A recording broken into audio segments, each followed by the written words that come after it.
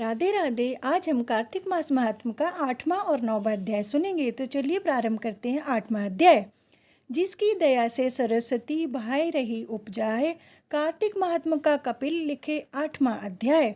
नारद जी ने कहा, हे राजन, अब मैं कार्तिक मास के इस व्रत की उद्यापन विधि बताता हूँ। ध्यान पूर्वक सुनिए। व्रती को चाहिए कार्तिक मास में शुक्ल पक्ष की चतुर्दशी के व्रत को संपूर्ण फल की प्राप्ति के लिए तथा विष्णु की प्रसन्नता के लिए उद्यापन करें। तुलसी के ऊपर चंदोबा बनावे, बंधन वारवा फूलों से सुसज्जित करें, चंवर से सुशोभित मंडप बनाएं, चारों दरवाजों पर मिट्टी के बने हुए पुण्यशील, सुशील, जय और विजय इन 4 द्वारपालों को अलग अलग बैठावें। तुलसी की जड़ों में 4 रंगों द्वारा सर्वोत्र भद्र मंडल बनावें, उसके ऊपर पंचरत्न नारियल रखें और शुद्र वस्त्र से कलश को ढकें। फिर भगवान विष्णु का पूजन करें। द्वादशी को भगवान विष्णु जागे थे, त्रयोदशी को देवताओं ने उनके दर्शन किए थे, चतुर्दशी को देवताओं ने उनका पूजन किया था, इसलिए भगवान विष्णु की उद्यापन पूजा की जाती है। इस दिन संयम तथा शांति चित्त से व्रत करना चाहिए। अपने गुरु की मूर्ति बनाकर षोडशोपचार तथा विविध नैवेद्य आदि से भगवान का पूजन करें। व्रती विविध प्रकार के वाद्यों के साथ कीर्तन करता हुआ उस रात्रि में जागरण करे।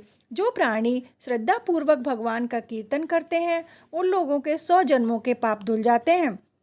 जो व्यक्ति भगवान के निमित्त जागरण करके रात्रि भर भगवान का कीर्तन करते हैं उनको असंख्य गोदान का फल मिलता है। जो लोग भगवान की मूर्ति के सामने नृत्य गान करते हैं उनके अनेक जन्मों के एक पाप नष्ट हो जाते हैं। जो भगवान के सम्मुख बैठकर कीर्तन करता है और बंसी आदि बजाकर भगवत भक्तों को प्रसन्न करता है और भक्ति से रात्रि भर जागरण करता है उसे करोड़ों तीर्थ का फल मिलता है। पूर्णवासी को पत्नी सहित वेद पाठी ब्राह्मणों को या केवल एक ही श्रेष्ठ ब्राह्मण को उसकी पत्नी सहित बुलावे और उन्हें खीर आदि का मधुर भोजन करावें, यथाशक्ति दक्षिणा देवें, क्योंकि पूर्णमासी को ही भगवान ने अपने भक्तों को वरदान दिया था और मत्स्य रूप धारण किया था। अतएव उस दिन जो दान, हवन, जप आदि भगवान विष्णु के निमित्त किया जाता है वह अक्षय फल का देने वाला होता है। इसलिए व्रती 3 या 1 ब्राह्मण को सब पत्नी सामर्थ्य अनुसार भोजन करावे। उन ब्राह्मणों को अपनी सामर्थ्य के अनुसार दक्षिणा देकर प्रणाम करे। बाद में भगवान विष्णु की पूजा करके अन्य देवताओं तथा तुलसी व कपिला गाय का पूजन करे। व्रत की कथा सुनाने वाले गुरु व उपरोक्त ब्राह्मणों को वस्त्र, आभूषण आदि से पूजन करके उनसे इस प्रकार क्षमा प्रार्थना करे, आप सब लोगों की अनुकंपा से मुझ पर भगवान सदा प्रसन्न रहें। इस व्रत को करने से मेरे 7 जन्मों के किए हुए पाप नष्ट हो जाएं और मेरी संतान चिरंजीवी हो। इस पूजा के द्वारा मेरी सभी इच्छाएं पूर्ण हो। मेरी मृत्यु होने के बाद मुझे अतिशय दुर्लभ विष्णु लोक प्राप्त हो। पूजा की सारी वस्तुओं के साथ गाय भी गुरु को दान में दें। तत्पश्चात घर वालों और मित्रों के साथ स्वयं भोजन करें। इस तरीके से जो प्राणी कार्तिक मास का व्रत और उद्यापन करता है वह पाप रहित होकर मनवांछित कामनाओं को प्राप्त करता है। इस प्रकार 8वां अध्याय समाप्त। इसमें हमने कार्तिक मास व्रत के उद्यापन के बारे में जाना। अब हम 9वां अध्याय प्रारंभ करेंगे। जो पढ़ेगा सुनेगा इसे वह होगा भाव से पार। श्री हरि कृपा से लिख रहा 9वां अध्याय का सार। राजा पृथु बोले, हे श्रेष्ठ मुनि नारद जी, आपने कार्तिक मास के व्रत में जो तुलसी की जड़ में भगवान विष्णु का निवास बताकर उस स्थान की मिट्टी का पूजन करना बतलाया है। अतः मैं श्री तुलसी जी के महात्म्य को सुनाना चाहता हूँ। तुलसी कहाँ और कैसे उत्पन्न हुई ये बताने की कृपा करें। नारद जी ने कहा, राजन, आप सावधान होकर तुलसी जी की महत्ता तथा इनके जन्म का प्राचीन इतिहास सुनिए। एक समय जब देव गुरु बृहस्पति जी और देवराज इंद्र कैलाश पर्वत पर शंकर जी का दर्शन करने गए तो भगवान शंकर ने अपने भक्त की परीक्षा ली। उन जटाधारी दिगंबर ने उनके मार्ग में अवरोध डाला।